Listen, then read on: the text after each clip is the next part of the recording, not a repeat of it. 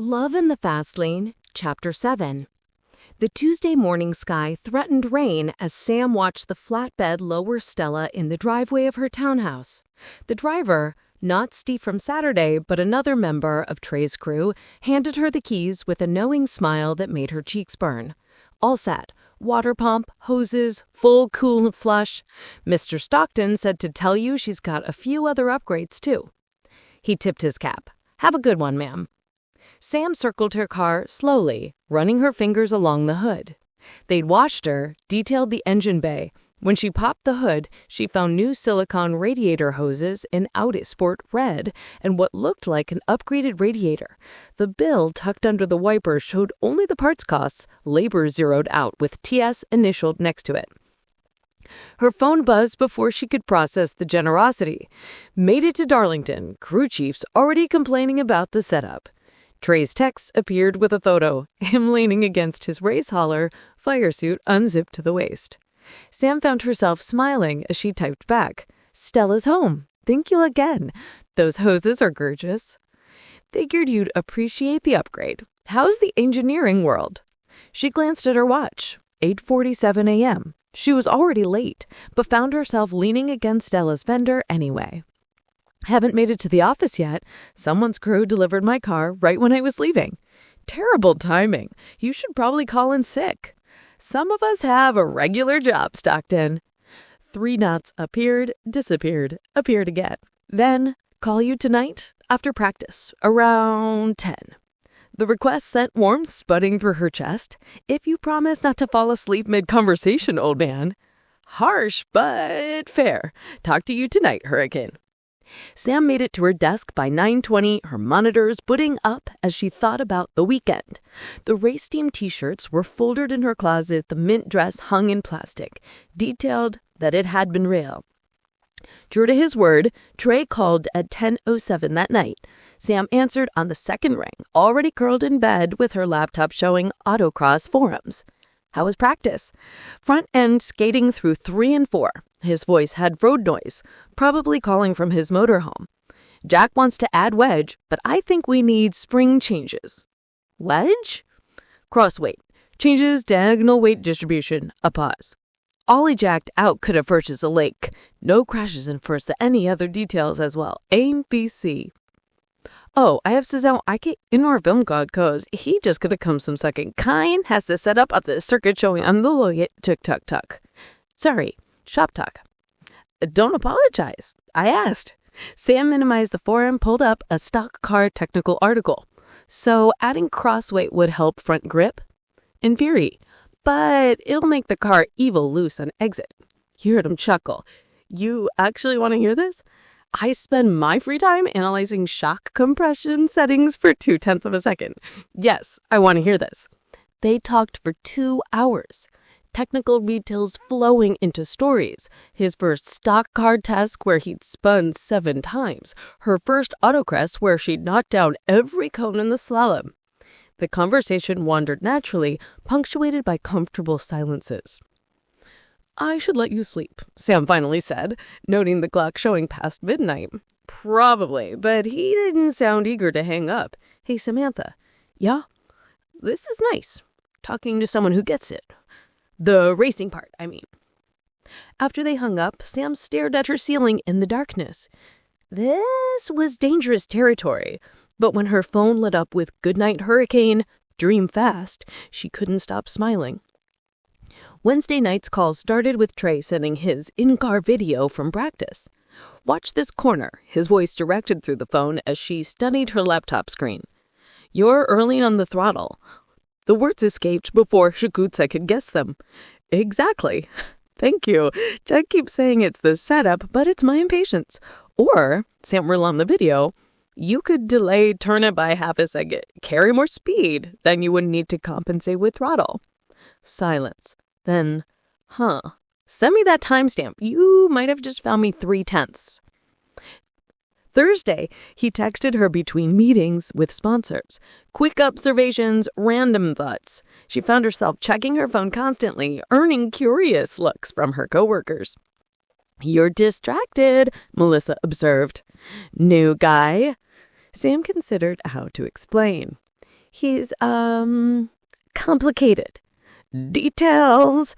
Sam considered how to explain. He's, complicated. That night, Trey called while she was changing Stella's oil in her driveway. You're doing that yourself. Cheaper than a shop. Plus, I know it's done right. Sam shimmied furniture under the car.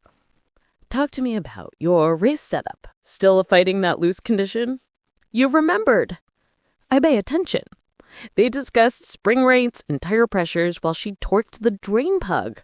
When she described her autocross setup challenges, he offered insights about weight transfer that she hadn't considered. You know, he said as she was cleaning up, there's a test day at Charlotte. He said as she was cleaning up, there's a test day at Charlotte Motor Speedway in 3 weeks. You should come. Sam's hand stilled on the oil filter wrench. That's your world, not mine. So what? I entered yours last weekend. That was different. You were helping. I was interested. Still am. Aren't you? Friday morning, Sam found herself researching flights to Dallas as her code compiled. Trey's next race after Darlington. The prices made her close the browser immediately. Her phone buzzed. Stop overthinking. I have a travel agent. How did you... You went quiet after I mentioned Charlotte. Or you were scared me off. Or you're researching Texas. Please be the second one. This is insane. We've known each other 6 days. 5 days, 14 hours, and 37 minutes, but who's counting? Apparently you are. Call me tomorrow. After qualifying, I want to hear your voice before I strap in. Superstitious? No, just, yeah, maybe. A little. Saturday afternoon, Sam watched qualifying from her couch, phone in hand. When Trey's car rolled under the truck, her pulse quickened. The familiar roar of engines through her TV speakers, but now she knew the man inside that machine, knew he'd been fighting a lose condition, knew that he preferred his coffee black with 1 sugar, knew that he called her at exactly 10 p.m. Eastern because that's when his sponsor applications usually ended. He qualified 4th. Her phone rang before his interview ended. Did you watch? You overdrove turn 2 on your second lap. Sam moved out her DVR. Cost you at least 2 positions. Laughter flooded the line. My crew chief just said the exact same thing. Are you available for a job? My current job does not require fireproof clothing. Shame. You'd look good in a fire suit. Before she could respond, he continued. I'm sending you something. Check your email. An e-ticket to Dallas appeared in her inbox. First class. Her mouth dried. Trey. Don't overthink. Just come. Please. The please got her. Trey Stockton probably never had to say please for anything. I'll think about it. That's all I ask. Watch the race tomorrow. Wouldn't miss it. Sunday's race read along the cautions. Sam ordered Chinese takeout rather than leave the TV. Trey was running 3rd when another car sent him spinning through the grass. She was on her feet, heart hammering, before he gathered it up and continued. Her phone rang the moment the race ended. 5th place. Before you say anything till I started, I already know I was too aggressive in traffic. Actually, I was going to ask if you're okay. That hit looked hard. You were worried about me? Concerned. There's a difference. Right, concerned. So concerned that you'll come to Texas. Sam looked at the ticket confirmation, still open on the laptop. Maybe. I'll take maybe for now. Call you tomorrow night after qualifying. I want to hear your voice before I strap in. Superstitious? No. Just, yeah, maybe a little. Monday and Tuesday blurred together, spreadsheets at work, Trey's voice at night. They'd migrated to video calls, which was simultaneously better and worse. Better because she could see his expressions. Worse because seeing him in just a t-shirt, hair muffs from removing his baseball cap, made concentration difficult. The forecast shows rain for Saturday, she mentioned Tuesday night, studying the radar. You've been checking Texas weather? Research? I like data. Is that a yes? Sam looked into the screen. 5 days of calls that stretched past midnight, text messages that made her smile in inappropriate times. The ticket he'd sent without hesitation. One condition, name it. This is just work to see where the goes. No pressure, no expectations. Agreed, though I have one expectation. What's that? You wear that mint dress again. Nearly killed me the first time. Sam left, warmth flooding through her. That's negotiable. Everything is negotiable except you coming to Texas. That's non-negotiable now. Pretty confident for someone who just lost 2 spots on pit road. Crew's fault. Not mine. Stop deflecting, say you'll come. The word hung between them. 600 miles of distance collapsed into pixels and possibility. Yes. His smile could have powered the eastern seaboard. Friday morning, I will have someone pick you up. I can get a cab. Samantha, let me do this right, please. There was that please again. Okay, good, great, actually. He ran his hand through his hair, suddenly boyish. I should let you sleep. Early morning. Trey? Yeah, I'm nervous too. Is that obvious? You keep fidgeting with your water bottle.